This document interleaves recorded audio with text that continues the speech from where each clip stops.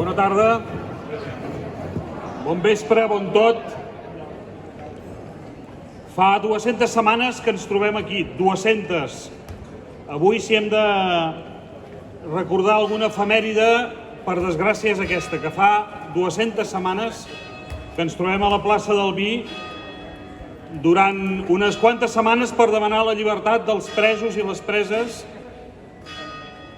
Després, quan van concedir als espanyols aquesta mesura de gràcia, que és deixar que els nostres companys i companyes sortissin de forma temporal i condicionada de la presó, vam decidir que parlaríem de l'amnistia,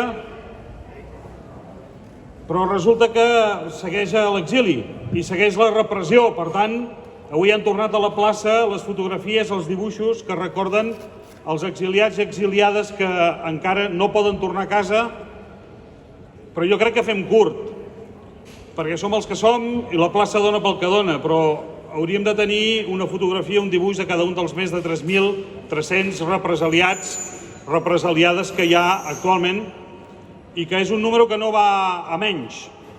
Ara sembla que l'estiu fa que no pugi, però tingueu per segur que la que comenci un altre cop aquesta gent a treballar, ara estan de vacacions, quan comencin a treballar un altre cop, 3.300 serà un número molt curt. I de fet, qualsevol defensa de les llibertats nacionals exigeix que hi hagi gent perseguida fins que es aconsegueixi la total llibertat. Per això han tornat al símbol de les seves cares.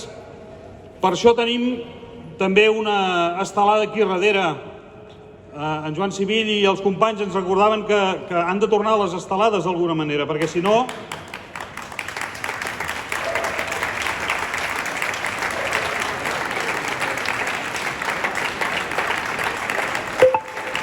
Si no, el que sembla és que els que fem vacaciones som nosaltres. I nosaltres no en fem mai. Ells no ho saben, però seguim alçats. Ells no s'ho esperen, però aquest alçament algun dia els hi donarà un altre cop un mal de panxa i estem convençuts, estem segurs que obtindrem la llibertat que tots desitgem. Cada setmana tenim el cant dels ocells que fa de xarnera entre la presentació i qui ens parlarà avui. Si us sembla, el cant dels ocells.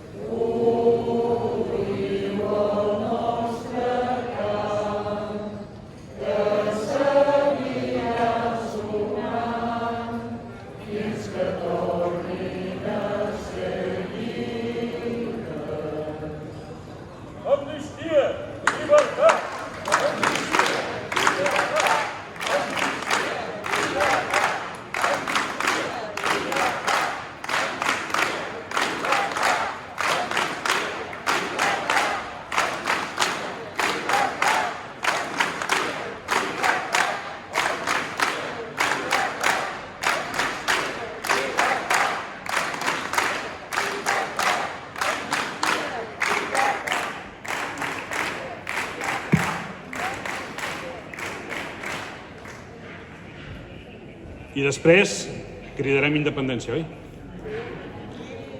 Sempre ens ha vingut a parlar des d'aquest micròfon i en aquesta plaça entitats, persones que representen d'alguna manera diferents sensibilitats de l'independentisme a casa nostra i que des de la seva feina o des de la seva activitat social com a entitat fan que la llibertat de Catalunya sigui una realitat en la que tots hi hem de creure, amb la que tots hi fem alguna cosa.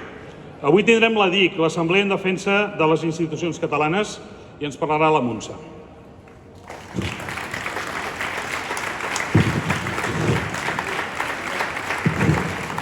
Bona tarda. Primer de tot, gràcies Girona Vota per tornar-nos a convidar un dilluns més al vostre acte i sobretot gràcies pel vostre compromís i la vostra perseverança. L'últim dilluns que vam estar en un acte de la plaça del Vi va ser el dilluns 22 de febrer. En aquell moment encara va ser telemàtic per culpa d'aquesta maleïda pandèmia. Us vàrem recordar quina és l'essència de la DIC, que és això, la defensa de les institucions catalanes, i ara el nostre problema precisament són aquells que estan liderant les nostres institucions, els nostres superiors. Després de la destitució del president Torra, vàrem fer arribar un comunicat en el qual els vam dir als nostres representants que no els continuaríem defensant mentre continuessin doblegant a l'estat espanyol. Han passat uns quants mesos i això no s'arregla. Continuem veient imputacions als síndics, continuem veient imputacions als responsables de l'UO, continuem amb embargaments de persones com nosaltres, funcionaris públics, que se'ls està embargant per fer la seva feina.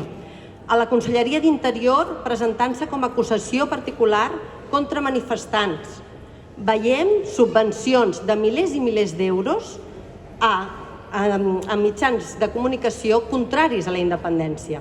I per això, des de fa unes setmanes, la DIC Girona vam llançar una campanya que es diu No normalitzem i tenim el nostre edifici i l'Oficina d'Atenció Ciutadana encartellat amb frases reivindicatives contra aquesta repressió.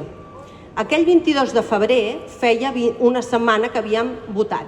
Havien passat les eleccions del 14F. Aquella setmana nosaltres vam recordar als nostres partits polítics que la gent del poble, una vegada més, havíem sortit i malgrat la pandèmia, malgrat la repressió, malgrat la por, havíem tornat a votar i havíem aconseguit el 52% del vot independentista i 74 diputats. I ja els vam demanar que es posessin d'acord, que fessin un govern de concentració nacional que avancés cap a la independència. Doncs bé, 7 mesos més tard, aquest acord va arribar, en extremis, com sempre, però no anem bé. Ens sentim decebuts, ens sentim desconcertades. Ara el lema és arribarà a la taula de diàleg i de mentre hem de gestionar el mentrestant. I aquest mentrestant, quan es va aplicar el 155, tots aquests que ara ens ho reclamen, on eren? Es van anar, van agafar els seus bàrtols, no van posar cap tipus de resistència, ja van acatar i ens van deixar sols. Els servidors públics ens vam quedar sols durant 7 mesos, sense ningú que es preocupés per aquest mentrestant. Per tant, ara us diem, pel mentrestant no patiu, nosaltres hi som, nosaltres estem aquí per gestionar-lo. Nosaltres, els servidors públics i les servidores públiques, sabem el que és gestionar les misèries, les engrunes. Sabem quina diferència hi hauria amb educació, amb salut, en infraestructures, a universitats, si comptéssim amb un pressupost d'una Catalunya independent i no d'una Catalunya oprimida, intervinguda, menystinguda. Val? Perdoneu. I certament no ens deixem enganyar per una falsa aparença de diàleg. Ens alegrem molt, molt pels indultats. A nivell personal, molt. Però no oblidem que aquestes 9 persones són innocents, no han comès cap delicte, com tampoc l'ha comès els exiliats i els més de 3.000 represaliats. Per tant, l'única solució és l'amnistia i és la independència. Per tot això, i ja per acabar, volem dir-los als nostres representants polítics que no pateixin per aquest mentrestant, que els servidors públics ja ho gestionarem, que obrin ja els ulls, que entenguin d'una vegada que a l'altre cantó no hi ha ningú que realment vulgui parlar de les reivindicacions reals del nostre país. Els que vam anar a l'aeroport no estàvem reivindicant una ampliació. Els que vam anar a la Jonquera o a Salt no estàvem reivindicant uns Jocs Olímpics del 2030. Els que vam anar a Madrid no estàvem reivindicant que es recolzessin uns pressupostos al Pedro Sánchez. Volem la independència. Per tant, és hora de que es posin a treballar.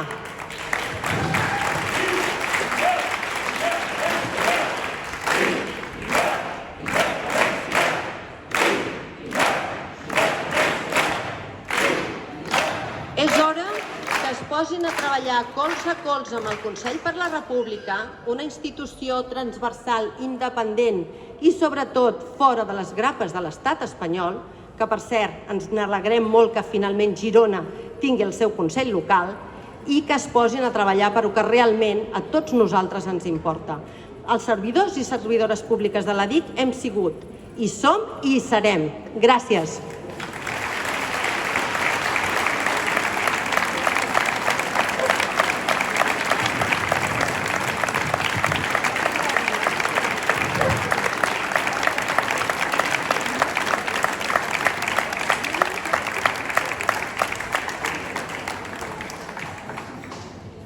Hi havia un savi que deia no hace falta decir nada más, no?